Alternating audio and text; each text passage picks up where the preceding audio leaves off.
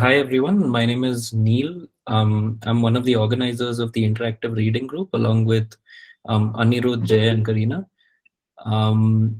So I'll just introduce Dr. Swabha and then I'll let them take the floor. Dr. Swabha is an assistant professor of computer science in the USC Viterbi School of Engineering, where they lead the DILL lab. They broadly work in natural language processing and machine learning. They were previously a postdoctoral investigator at the Allen Institute for AI, did their PhD from Carnegie Mellon and their master's from Columbia. They will be presenting the paper Understanding Dataset Difficulty with New Usable Information. And with that introduction, I'll just give the virtual floor to Dr. Swabha to start their presentation. All right, thank you, Neil, for that introduction. And I'm glad to be here at your interactive reading group to present my work on understanding dataset difficulty with reusable information. So unless you've been living under a rock, you have interacted with ChatGPT or Bing by now. But you also must be very familiar with articles such as this New York Times article, which says that Bing's AI chat wants to be alive. This is by a reporter who had this extended conversation with ChatGPT, and within that conversation, ChatGPT claimed that they were in love with this reporter and wanted them to leave their marriage and be in love with ChatGPT, which is kind of like a very weird, funny conversation at some level. But if you look at the contents of the conversation, there are things that ChatGPT tends to say, which are oddly very reminiscent of the things that teenagers in the throes of love tend to say. And so perhaps there is a connection here. ChatGPT has been trained on a lot of data from the internet, and the internet just happens to be full of teenagers, and presumably a lot of them are in the throes of love. So all of this goes on to say that even our most powerful models learn a lot from the data. So this data model interaction is even very powerful for models like ChatGPT. And this is a very critical consideration given that our data sets are truly becoming a proxy for the real world, at least the online world, in that it represents all of the real world. And our data sets are built for our models to learn from. So this data model interaction is the core of machine learning. And indeed, it determines what and how we evaluate.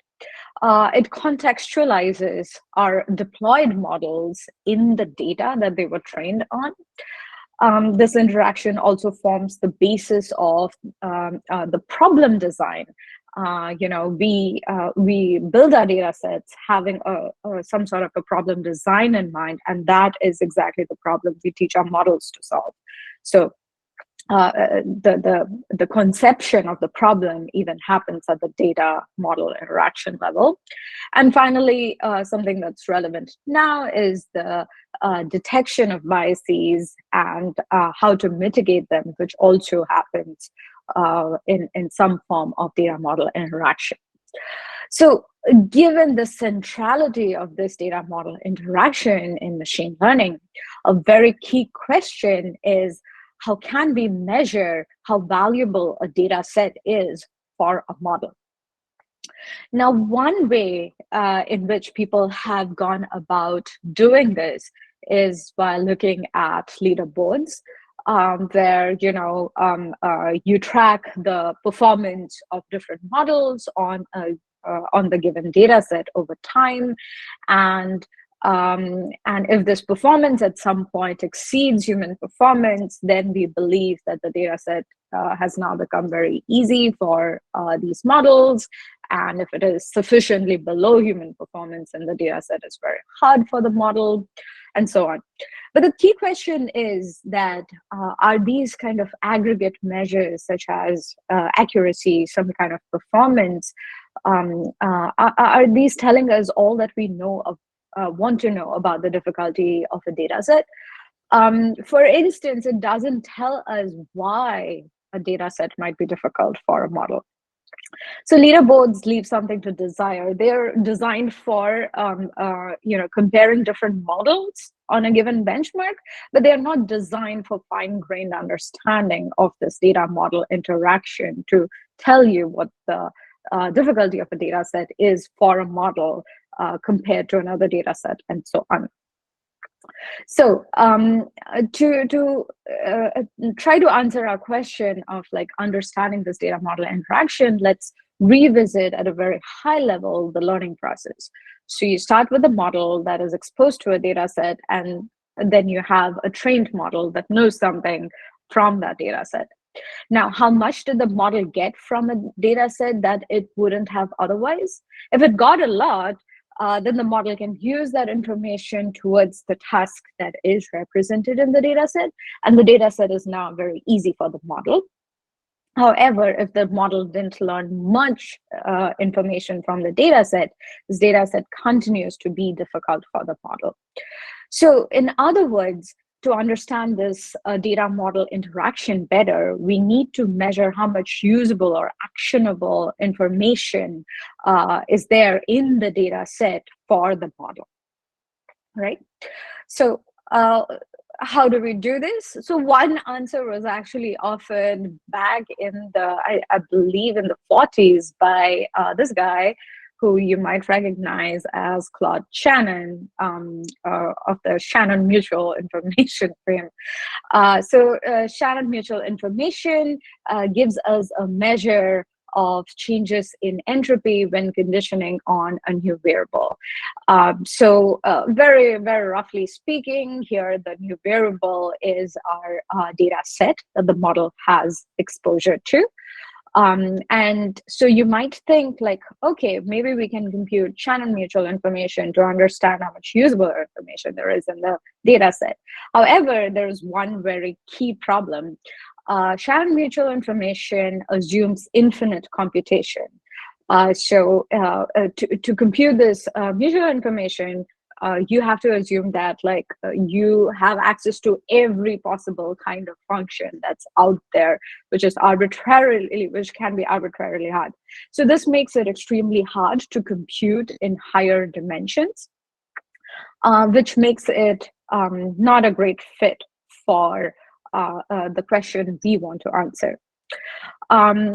Instead, to address this issue, Yilin, Stefano Armon, and other colleagues from Stanford proposed an alternative formulation, which is grounded in realistic computational constraints.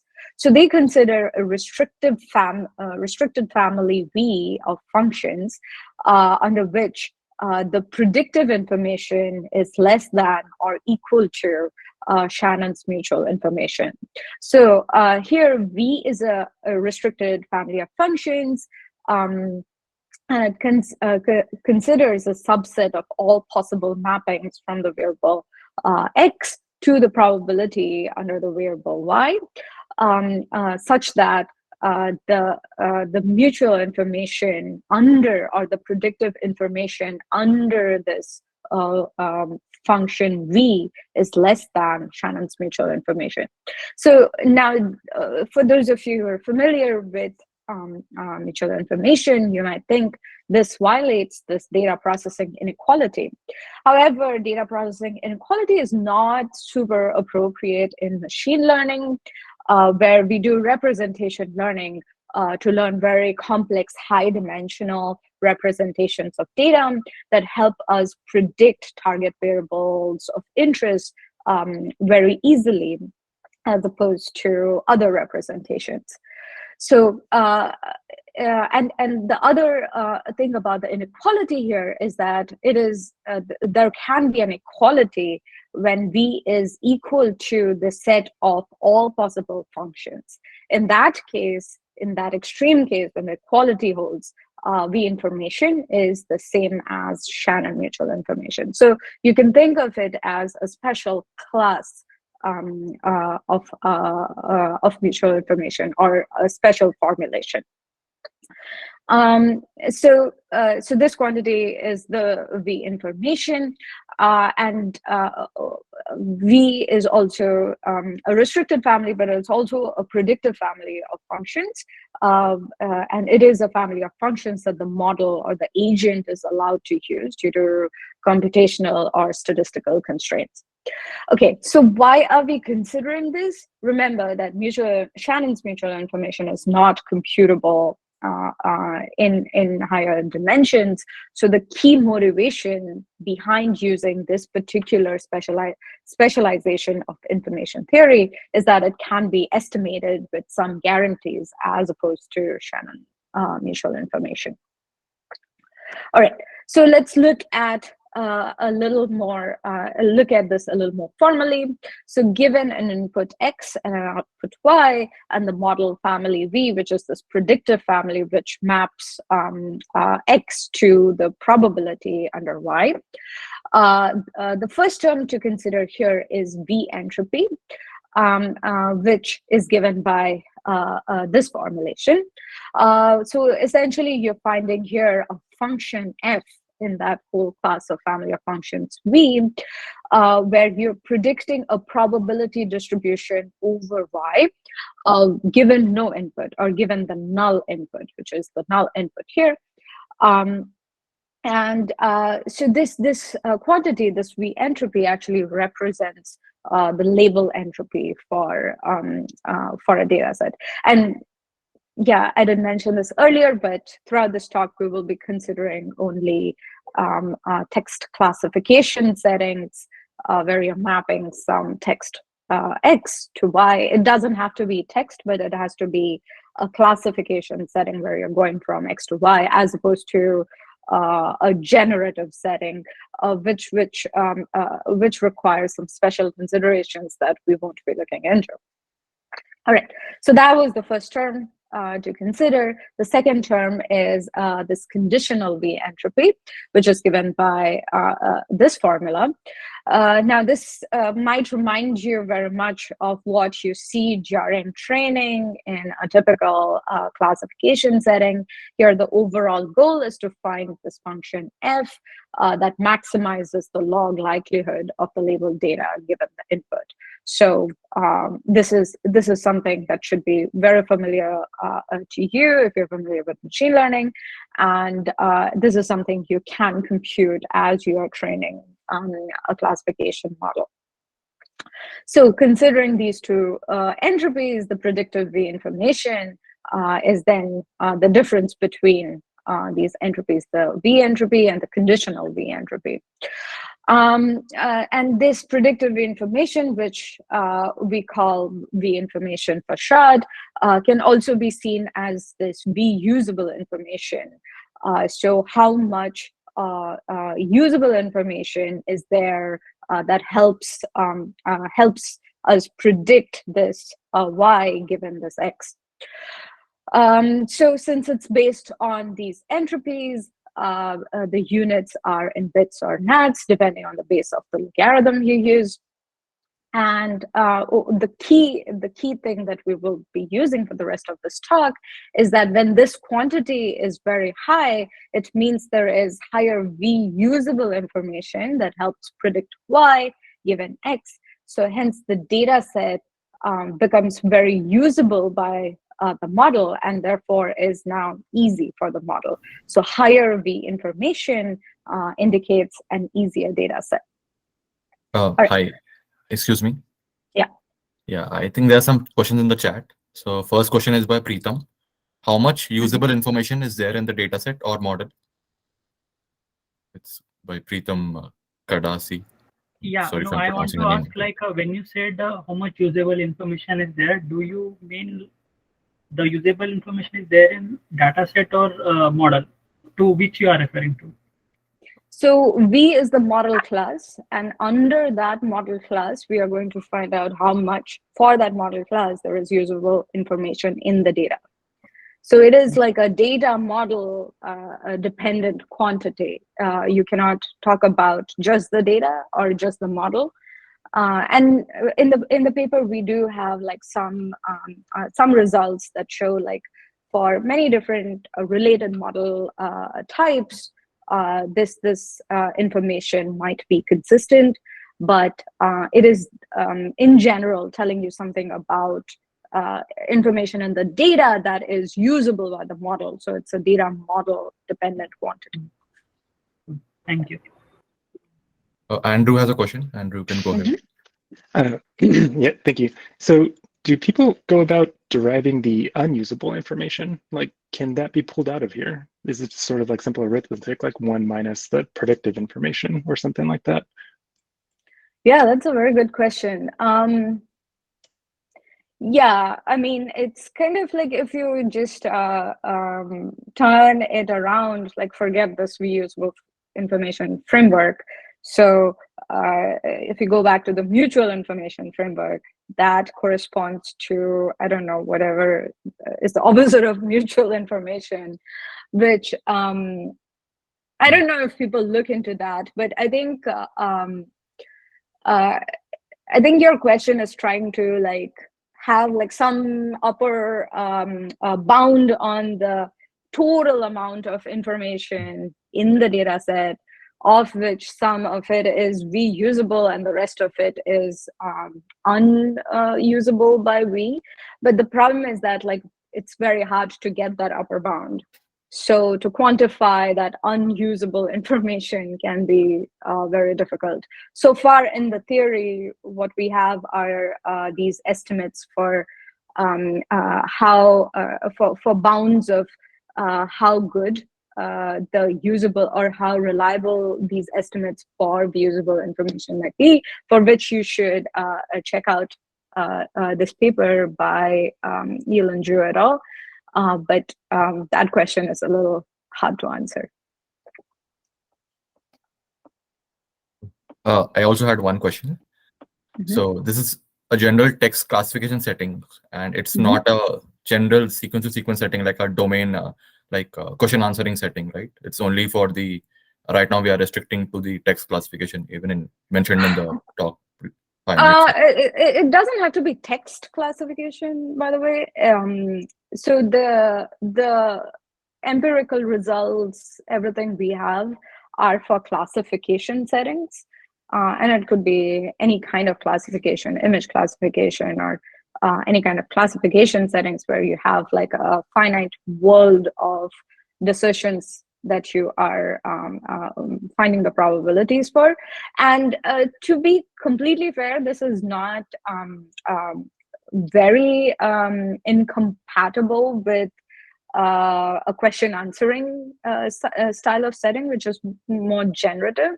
But because the possibilities are enormous, it becomes a little harder to estimate in those settings. Okay. And also, like, if you, like, I'm from the computer vision domain. So if we consider videos, then even there, the problem of high dimension will be arising, right? Because there's so many dimensions in a video. And when you do the classification, so calculating the V information will be difficult there, I guess. I mean, depends on what you're classifying in the video. But action, something, just an action, just a simple action. Yeah, I mean, if the universe of actions is finite, then you can absolutely just simply apply this formulation to that setting. But yeah, like say you are trying to predict what the you're trying to generate the video given some time step, then it becomes a little harder because there are infinite possibilities almost. Oh, thank you. Yeah, Jay, you can go ahead. Okay, so I had a question regarding, so when, let's say we say that data set has higher reusable information, does it also kind of correlates with the type of examples that it has? So maybe like more of easier examples or the harder examples are excluded, and maybe kind of a moderate examples where maximum learning occurs, like that's where the data set, that's the type of examples that data set consists, or like is there any correlation with the type of examples present in the data set with the value? Yep. So this kind of considers a data distribution. It doesn't make any assumptions on the type of examples. We will use this framework to figure out something about like different types of instances in the data set based on this formalism. But it doesn't make any assumptions, but it assumes that the data set on which you estimate this quantity, all the instances come from the same distribution. So I don't know if that answers your question. I think yeah, it does. So I wanted to basically understand if there is a correlation between type of difficulty of each example versus its V value. So basically, whether let's say higher V usable information, does it mean that dataset has more examples in this difficulty setting, or like yeah? So there was a Well, paper, so yep. yeah, so higher V info corresponds to an easier data set. So that's something that we can infer from this formulation. But it doesn't make any assumptions about what kind of examples are in the data set, if that Okay. clears it up. I think yeah, that does answer. And one more thing. So if we like in this case go for more bigger models and like higher parameterized models, so it would be more at least possible that we will get higher V value, V info, right? Because function is more complex now across compared to data set. So is there like any correlation with the model size, or like no, for the reusable information? Yeah, so what you are trying to see is, so you can estimate this quantity for a given class. So V is like a class of functions. So for instance, if V is the family of all, say, transformers,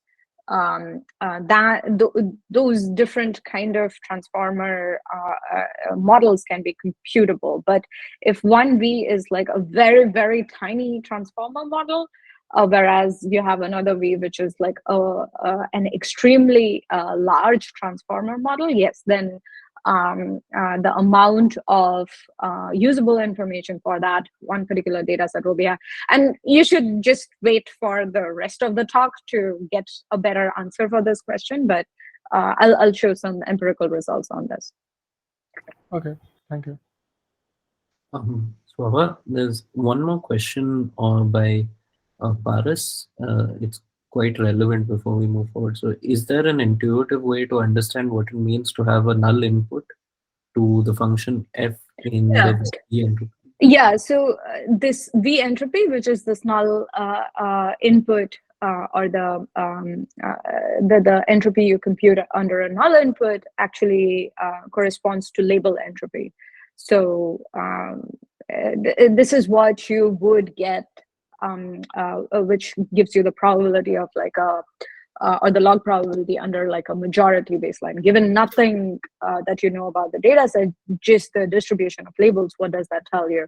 So if you have a data set which is not label balanced, it tells you a little more about it. Just think of it as like flipping a biased coin. So most of the times the answer will be whatever the coin is biased towards. So it kind of gives you that kind of label entropy information. Just one clarification that I wanted to understand. Is there a specific definition of the word usable that is used across both of these papers? So when you say V usable, is there something specific that you define usable as? Is it more difficulty, or is it like more predictive accuracy that you can get out of a model that sort of defines the word usable? So it is.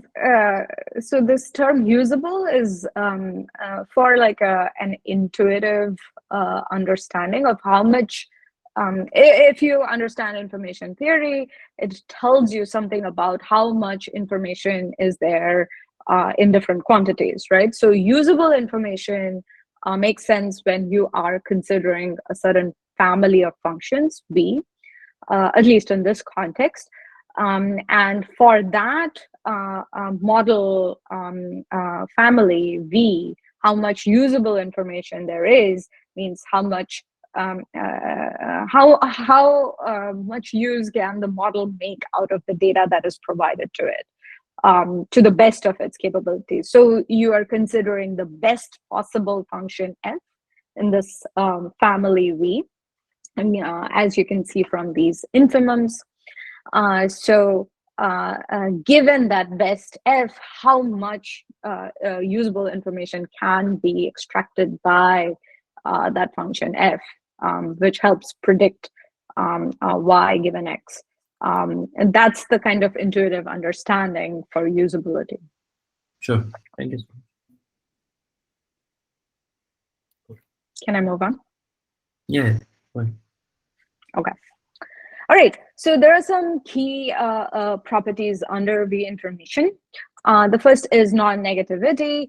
So V information is always positive, as you can see from these entropy differences.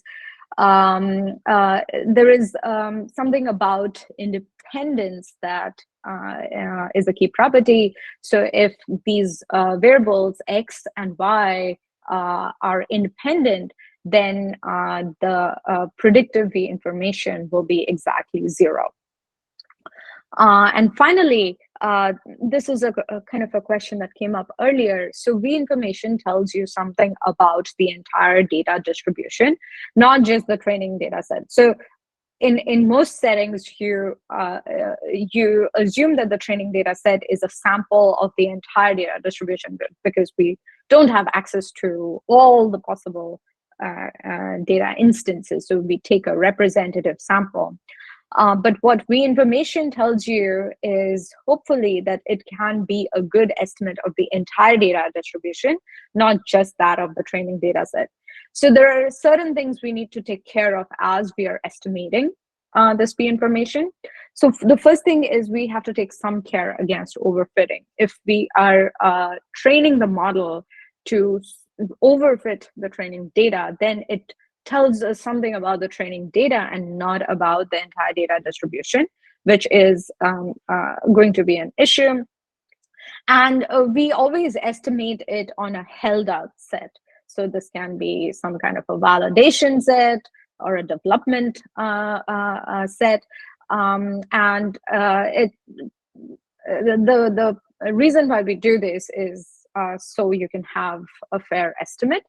You can also imagine doing this in a cross-validation setup where you have some instances that you use for training the model and you estimate it for held out data, and then you switch things around. But for simplicity, we just use like a train validation setup for estimating the V information. All right. Okay, so the key finding in this paper, so far we have talked about V information as was proposed in this earlier work, and in our paper we use V information to compare different models, to compare different data sets, to compare instances, and to compare data slices, which are subsets of data. And we can also use it to compare different attributes of different instances. So it's really a flexible framework that allows all these different types of comparisons, which are not permissible under performance metrics such as accuracy. And it also gives you a finer grained understanding of what's happening between this data model pair. So the two data sets that we use in our paper we use a third data set, but today I'll be talking only about results on these two data sets. The first is the NLI data set, which I've shown on the left, given a premise, which is a sentence in natural language, is a hypothesis, which is another sentence in natural language, true, false, or neither. So if your premise is a dog is chasing birds on the shore of the ocean, the hypothesis, the birds are being chased by a cat, is false under that premise.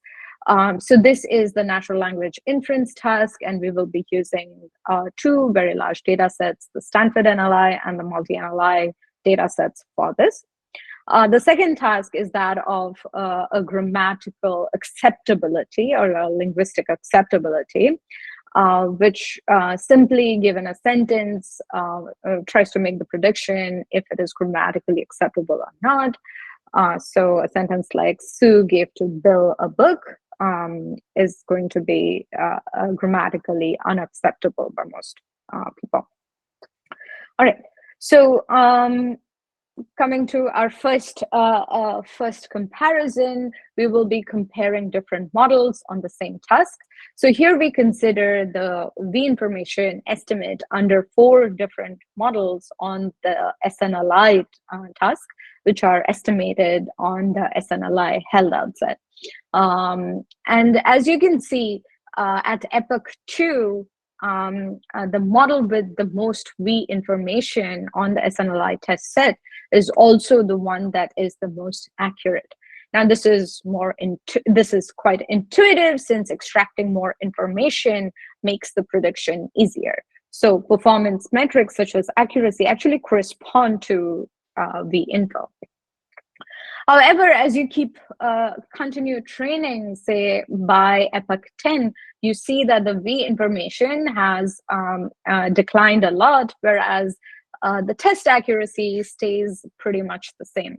So what has happened here, which is something I was referring to earlier, the model has now overfit to the training data. So it is not able to estimate the V information of the entire distribution too well. So as our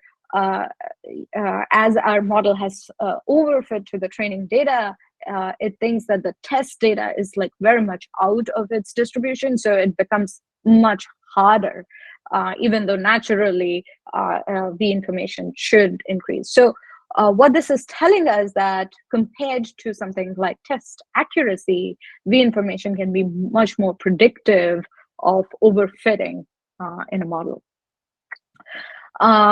However, here we are comparing against accuracy, but we are still looking at these aggregate measures, which I mentioned earlier are not very good for finer grained understanding of this data model interaction. So how can we develop an understanding of why the model, why one model finds this data easier versus another? So we introduce this quantity, this point-wise V information to measure the difficulty of individual examples. So V information can be written as an expectation over point-wise V info, or PVI for short. So this is very much like mutual information being an expectation over point-wise mutual information. And if we expand this follows the previous definitions we saw for G and G prime, which are these subsets under the V family of functions.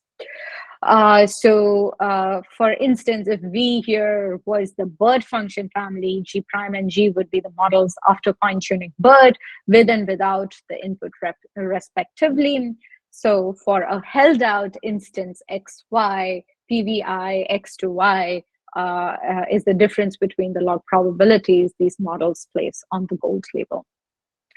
So one key thing here is that unlike V info, which was always positive, PVI can be negative. So a negative PVI is only meaning that the model is better off predicting the majority class than considering X. So remember, this PVI can be a negative because this is just like for the functions G and G prime, this is like a point estimate you get at that point XY. So this negative PVI can indicate many different things, like mislabeled data, where the model is not able to really get anything from that X. So, and another key thing here is that examples with negative PVI can still be predicted correctly as long as this G prime is placing most of the probability mass on the correct label.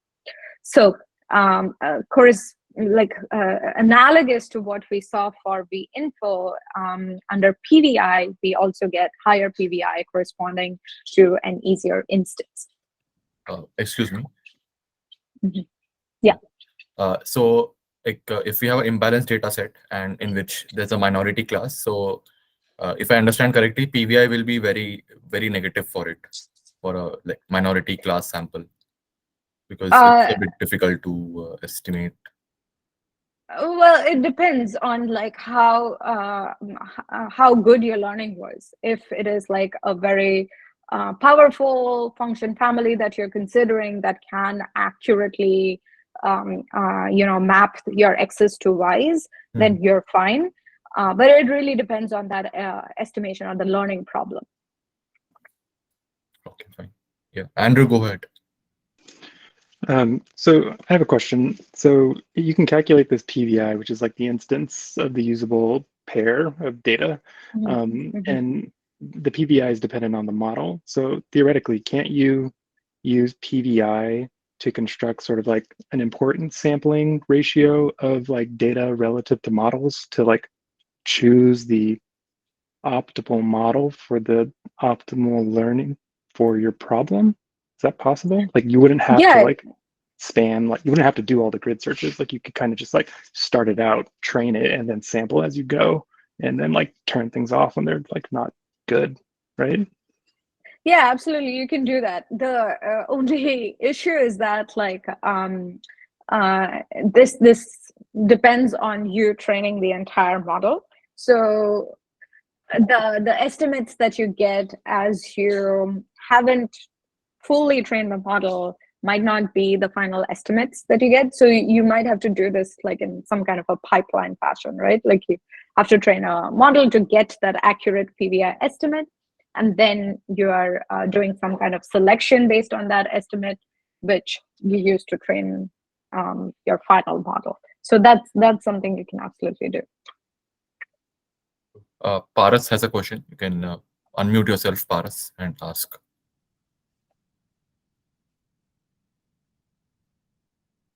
Okay, I'll read it out then. So Paras has a question that, does V information have parallels with minimum description length MDL? Yes, it does.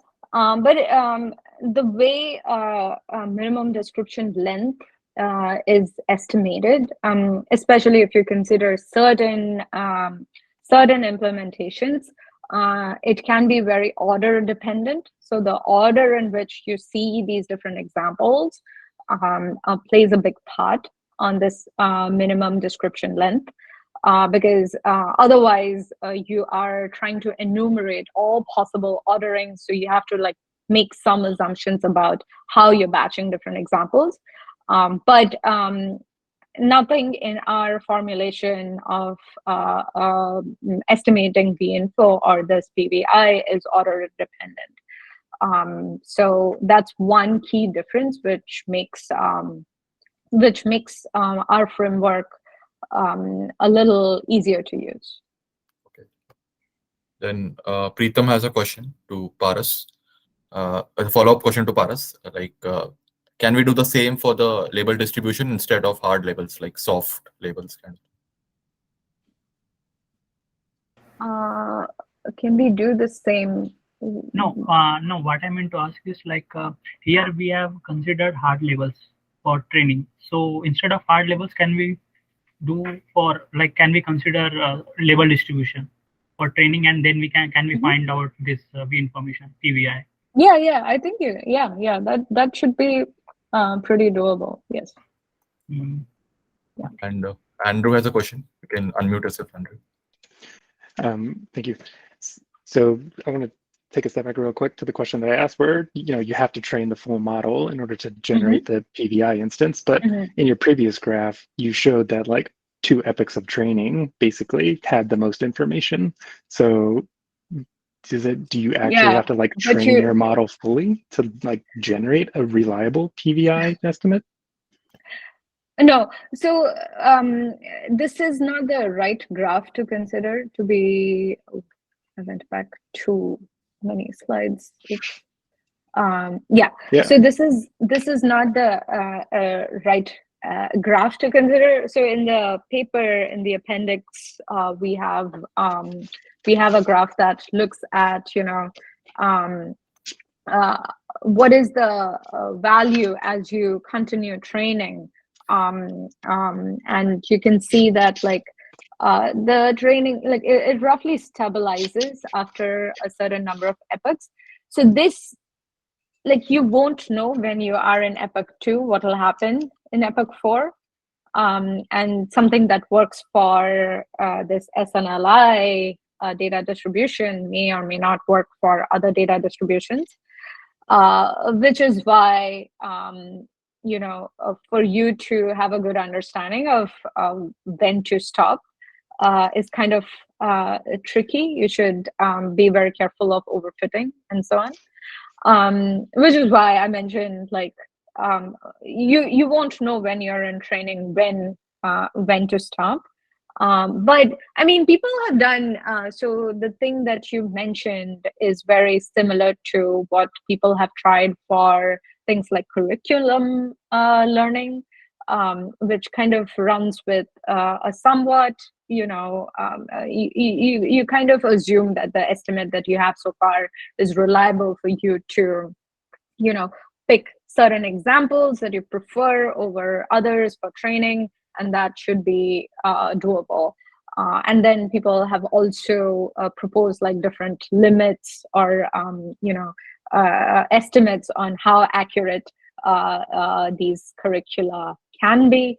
So this is something definitely you can do. But in previous work, we have done data selection using one pass where we can get that reliable estimate and then use that to select instances which might be more valuable for training. Great. Sorry, I had one question on this. So can you use this to, through the training process, drop this sort of an extension of what Andrew brought up at the start of the presentation? So through the training process, is it possible to use this to drop unimportant examples and or drop unimportant instances within your your training subset so that you can have better and quicker training or more accurate training in the process?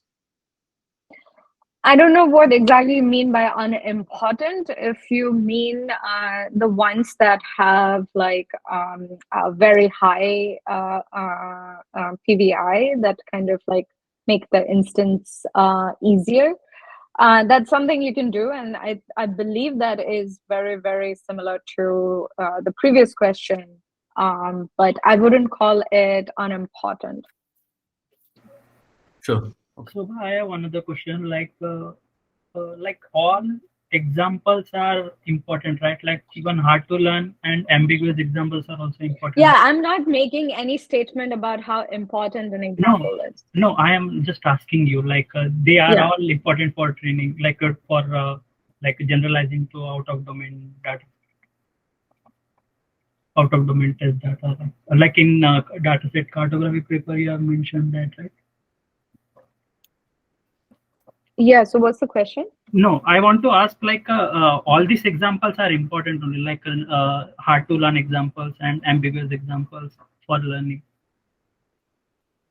I am asking you I mean, that's a very different framework. So I don't, I don't want to completely make a statement from another framework that may or may not apply to this framework. Yeah.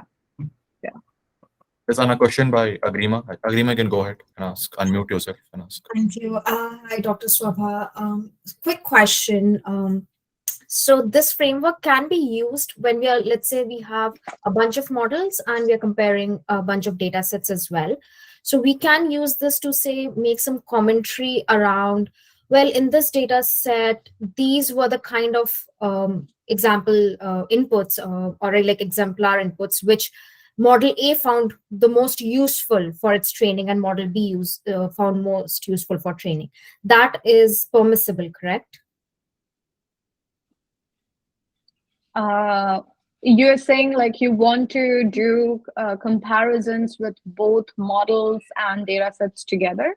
Either ways, let's say I just have one model, but like a bunch of data set and want to compare something around like, well, what was the most useful statements in data set A, data set B, or the other way around, that I have one. If you let me go to the actual results, maybe you'll see examples of that. Okay, sure, thank you. Okay, so here are some examples of instances in the linguistic acceptability framework that have the highest PVI.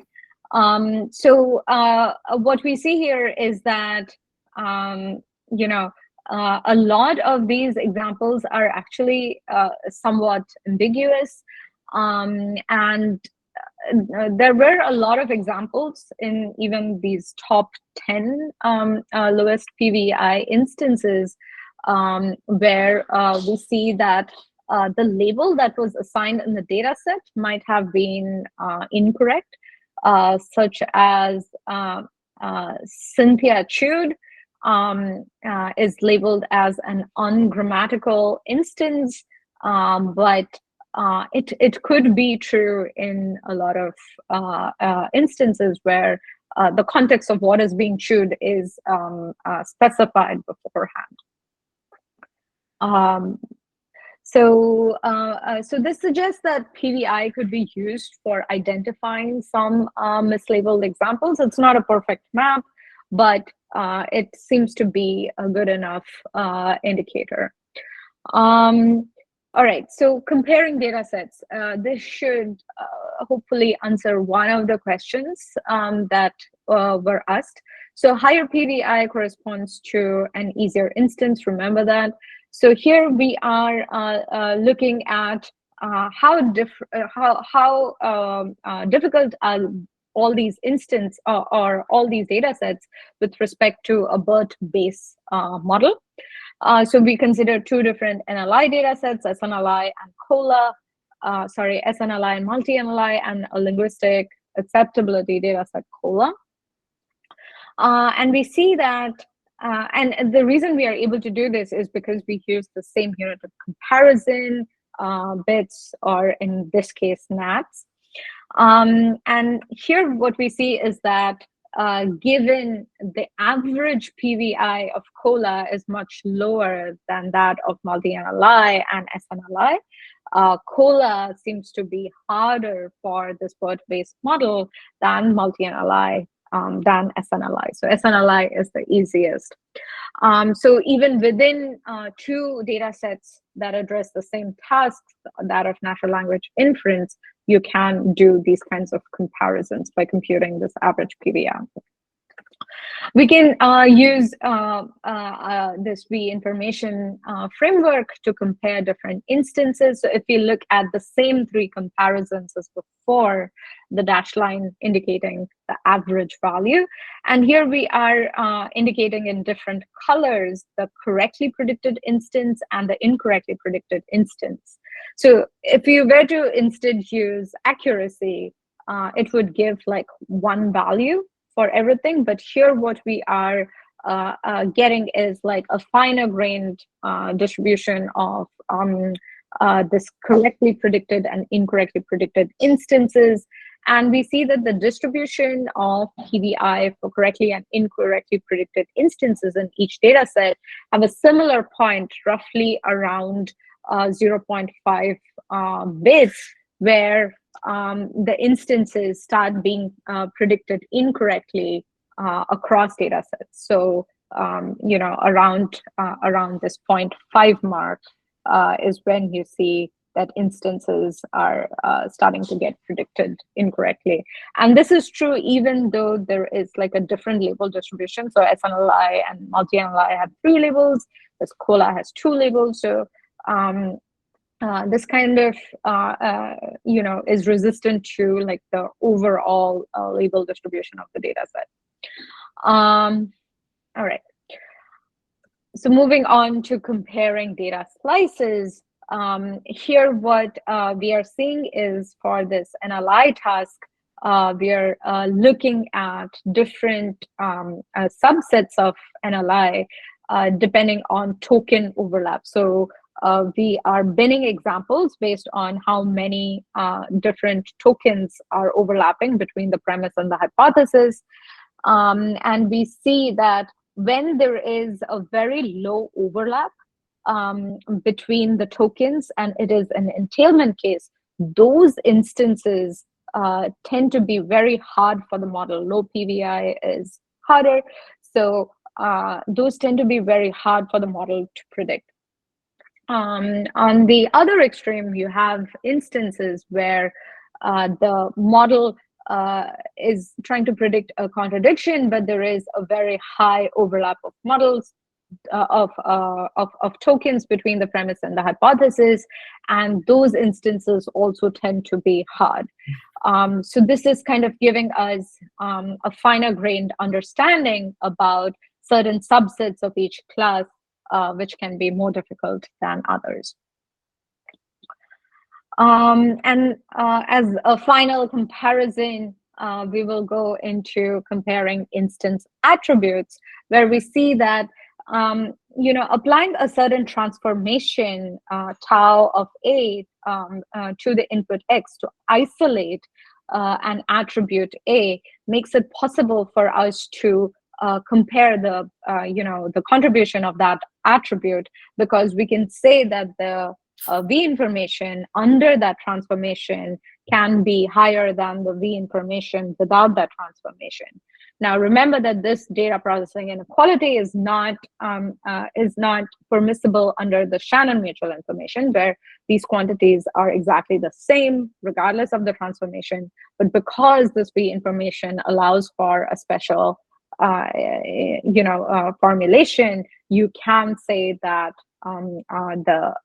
how important that attribute is by applying this transformation and then computing the V information under that transformation. So here, the higher the transformed V information, the more usable information A contains. So it makes more usable information available to the model to be used towards that prediction of Y given X. So to show a concrete example. Just one question. Yes. I'm sorry for disturbing in between. Is it like a distributive property? Like if you concatenate A and attribute two attributes, so will the instance attribute comparison be like gamma A plus B X will give us the PVI for A plus B, or it will only be like no, yeah, you can't say anything about that kind of property here, because you're under every transformation you're training a new model, so you cannot say anything about. Yeah, I think what you meant was some kind of a compositionality. Yeah, sorry, I didn't know the right word. All right, so let's look at two different examples here. These are two different NLI examples. The first one is little kids play a game of running around a pole, and the hypothesis is that the kids are fighting outside. Yeah, this is not like a super difficult example, but yeah, there is a very good likelihood that this game is happening outside, not indoors. And you have another example, which is a group of people watching a boy getting interviewed by a man. And the hypothesis is a group of people are sleeping on Pluto. And this example is super absurd, right? Like, there's no way you can have a group of human beings who are sleeping on the planet Pluto. So this is definitely like an outright contradiction. Now, if you apply different kind of transformations, you will see how the PVI is changing for these different instances. So here are the results. So if you just shuffle the words in the sentences, you don't see a big drop in the PVI value. So this purple and the pink bar correspond to these instances, and the green bar is the average over all instances in the data set. And so you can see that shuffling doesn't change, which kind of tells you that maybe word ordering is not like a critical attribute for this task as considered by the BERT-based model. However, if you only consider the hypothesis, if you kick out the premise from the task, for this pink, for this second example, which is in pink, you see that like the V information doesn't change much, which is kind of telling you that all the information you need to get this task right is there in the hypothesis only. That no matter what the premise is, a group of people sleeping on Pluto is always going to be a contradiction. It's going to be false. So this is what this PVI is telling you, like all the information is contained in that hypothesis only. Whereas in the first example, if you drop the premise, you only have the hypothesis, then the PVI reduces drastically. It's not zero, which is what we see when we consider the premise only. There the PVI goes down to zero because the premise itself doesn't reveal anything about the label. It just so happens in these NLI tasks, you have the same premise with 3 different hypotheses, each corresponding to a different label. So the premise itself doesn't reveal anything about the label, but the hypothesis does, which is a key finding of our work, in that it can help reveal these different kinds of annotation biases, which accuracy metrics cannot. All right, so I could go into this, but we are out of time. So I could also go towards the conclusion and answer any remaining questions. Yeah, Andrew had a question. Can you? Yeah, I just have one remaining question. So when you talked about learning the attributes, the instance attributes, and attributing, can you go back one slide? Mm-hmm. Yeah, so for tau alpha instance attributes, so the more usable information, so you're trying to learn how much information the mapping has, right? And would you consider sort of like in the NLP instance an adapter as an adapter fine-tuned as a valid sort of mapping? Not really, because because it's not really composition. It's like you're kind of injecting different layers. I mean, if the training of the adapter is like completely independent of this task, then you can think of it as a transformation. But like we typically train adapters for the task themselves, right? We train these adapter layers so that the model does better on the task. So it's kind of that way. It is kind of corrupting this formulation a little bit, because now whatever model you have that has this adapter is kind of like somewhat restricted. So just remember, whenever you have like these questions, like we are looking at that infimum, that F should be the best function under all allowable functions in that V family. But when you apply an adapter, you're like restricting the model in a certain way. So it's no longer allowing for that, full search over all possible F functions. So that's why. So for instance, you can't freeze anything in the architecture to compute this V information. You have to allow backprop through all possible functions. So that's why learning like an adapter is probably going to violate this particular case of a transformation. But if your adapter is somehow like this deterministic function that you can apply to any input and get a different output, which has nothing to do with this V family of functions, then you probably can do that. Thank you. All right, so I'll just get to the end of my talk because I have to be somewhere else. I won't go into the comparisons with cartography, which is an old thing.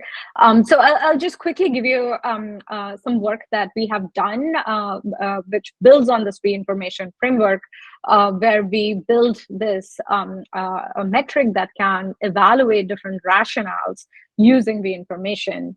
So typically, this is a task where you have like some X, which is a question, and Y is the right answer for that question. This is like a common sense question answering task.